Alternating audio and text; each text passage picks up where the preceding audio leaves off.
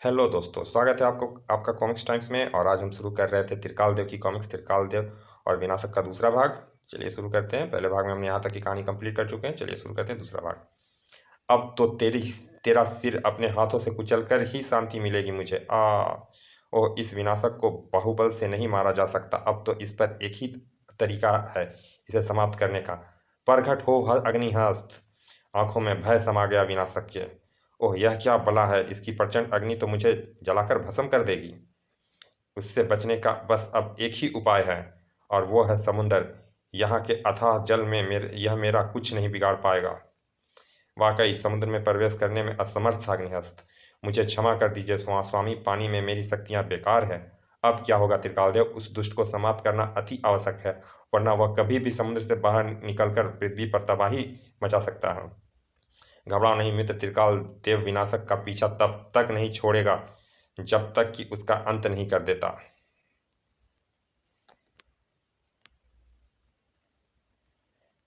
ओह, यह तो मेरे पीछे पीछे यहाँ भी आ गया, लेकिन अब यह जीवित नहीं बचेगा।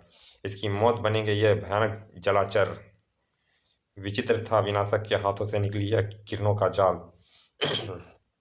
सदैव शांत रहने वाले जलाचर अचानक त्रिकाल देव के खून के प्यासे हो उठे। और इन जलाचार्यों के इरादे नेक नजर नहीं आ रहे हैं। यह अवश्य ही विनाशक की माया के प्रभाव में है।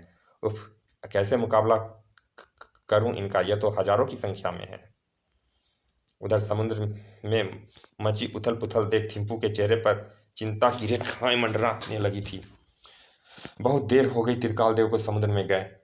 समय को बचाना मुश्किल था त्रिकाल देव का। मुश्किल हो गया था त्रिकाल देव के लिए। मुझे देखना होगा कहीं वह किसी मुसीबत में तो नहीं फंस गया। मुसीबत में नहीं, मौत के मुंह में फंसा था त्रिकाल देव।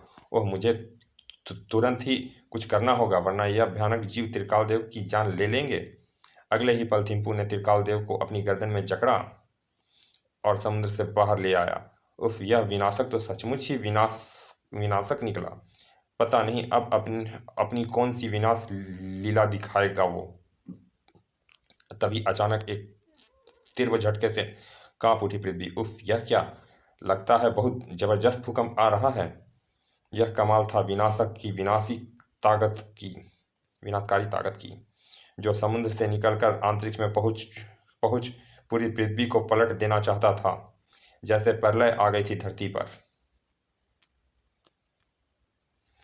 पहाड़ टूट टूट कर गिरने लगे थे, गड़गड़ गड़गड़ प्रणाम। धरती जगह जगह से चटकने लगी थी, गड़गड़ गड़गड़ गड़। तराही तराही मच गई थी चारों तरफ। भागो, प्रलय आई! जिसे रोकने के लिए सामने आया त्रिकाल देव। शैतान, मैं तुझे जिंदा नहीं छोड़ूंगा। हे अग्निदेव, मुझे अपनी शक्ति प्रदान कीजिए। अगले पल लटकने अगले पल लटकने को अग्रसर होती धरती से आ टिके त्रिकाल देव के हाथ। दुष्ट विनाशक, त्रिकाल देव के रहते पृथ्वी का 1 इंच भी नहीं हिला पाएगा तू। बचा लिया था त्रिकाल देव ने पृथ्वी को विनाशक से, लेकिन कितनी देर के लिए। हा हा हा हा, शाबाश विनाशक शाबाश! अब त्रिकाल देव बेकार है। अब पूरी पृथ्वी पर डीगो का राज्य होगा। अट्टहासा लगा उठा विनाशक। डीगो सेना के आते देख! हा हा हा, देख त्रिकाल देव, डीगो की सेना आ रही है। अब पृथ्वी का विनाश निश्चित है, क्योंकि डीगो से सेना का मुकाबला करने के लिए तू पृथ्वी छोड़कर जा जा नहीं सकता, और पृथ्वी पर ऐसा कोई दूसरा महाबली नहीं जो डीगो सेना का मुकाबला कर सके।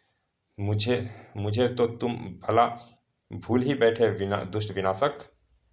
अगले ही पल जो कारनामा थिम्पू ने अंजाम दिया वो वाकई हैरत अंगेज था। ओह, छोड़ दे मुझे त्रिकाल देव। डीगो डीगो के शैतान तुम्हारे रूप में अपने अंजाम की प्रतीक्षा कर रहे होंगे। जाओ, पर खच्चे उड़ा दो उन शैतानों के।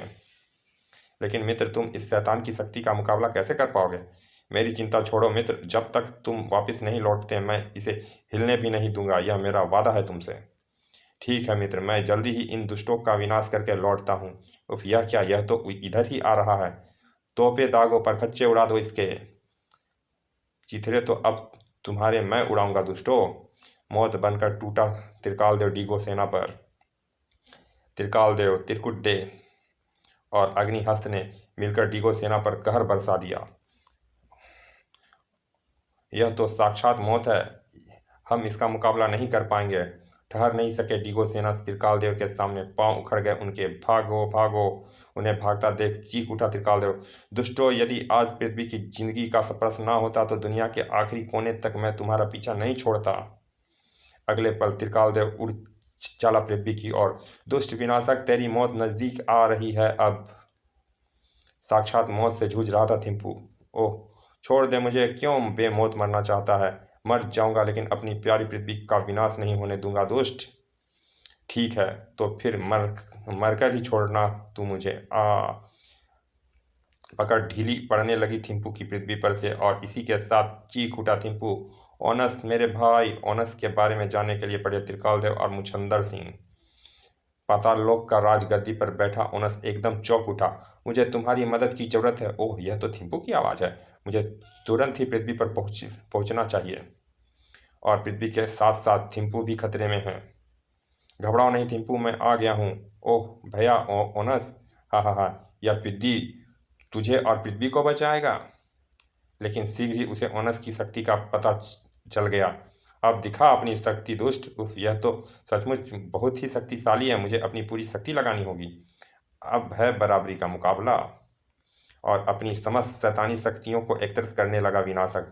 इसी के साथ एक जोरदार झटका दिया उसने अपनी टांगों को। दर्द से बुरी तरह से चीख उठा थिम्पू और पृथ्वी पर से उसकी गर्दन खुलती चली गई। पैर डगमगा उठे ओनस के भी।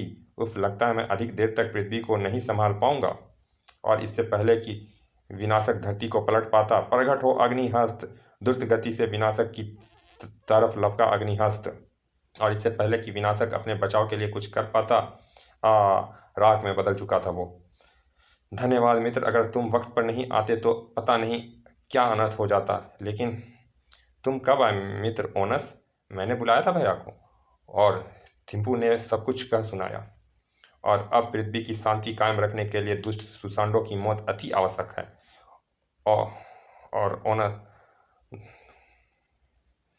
और ओनस से विदा ले दोनों मित्र चल पड़े डीगो ग्रह की तरफ। रंग बदरंग होने लगा सुसांडो के चेहरे का। हे देवता, यह दोनों तो यहाँ तक पहुँच गए।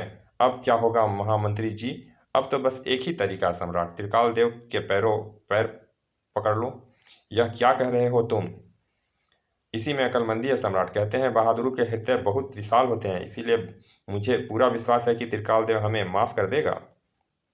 बात सुसांडो की समझ में आ चुकी थी। जल्दी से त्रिकालदेव के पास पहुंचूं, कहीं वह अनर्थ ना कर दे।